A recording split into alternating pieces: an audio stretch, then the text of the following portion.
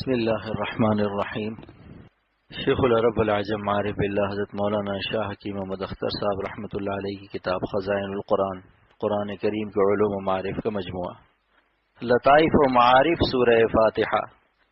الحمدللہ رب العالمین کے معنی ہے کہ سب تعریف اللہ کو لائق ہیں، جو پالنے والا ہے ہر عالم کا۔ عالمین جمع ہے عالم کی، اور عالم علم سے ہے جس کے معنی ہے نشان۔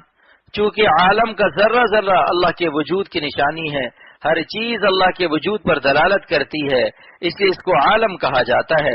اور عالمین جمع ہے کیونکہ مخلوقات کی ہر جنس کا الگ الگ عالم ہے، جیسے عالم انسان، عالم جنات، عالم نباتات، عالم جمادات، عالم ناسوت، عالم لاہوت، عالم ملکوت اور عالم جبروت وغیرہ۔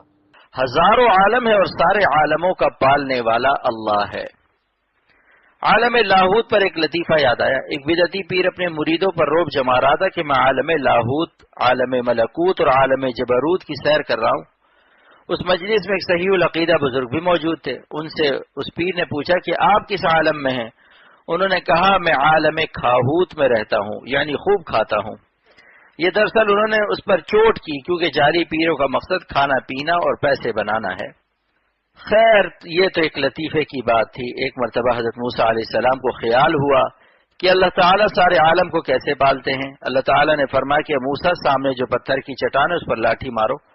آپ نے لاٹھی ماری تو پتھر کی ایک چٹان اڑ گئی، حکم ہوا کہ اور مارو۔ دوسری بار لاٹھی ماری تو چٹان کی ایک اور تہ اڑ گئی، پھر حکم ہوا کہ اور مارو۔ تیسری بار پوری چٹان ٹوٹ گئی تو دیکھا کہ اندر ایک چھوٹا سا کیڑا بیٹھا ہوا ہے جس کے منہ میں تازہ گھاس کا ہرا پتا ہے، اور وہ یہ تسبیح پڑھ رہا تھا، سبحان من یرانی ویسمع کلامی ویعرف مکانی ویذکرنی ولا ینسانی۔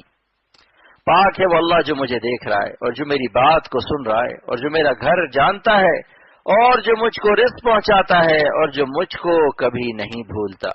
یہ واقعہ تفسیر المعانی میں وما من دابۃ فی الارض الا علی اللہ رزقها کی تفسیر کے ذیل میں لکھا ہوا ہے۔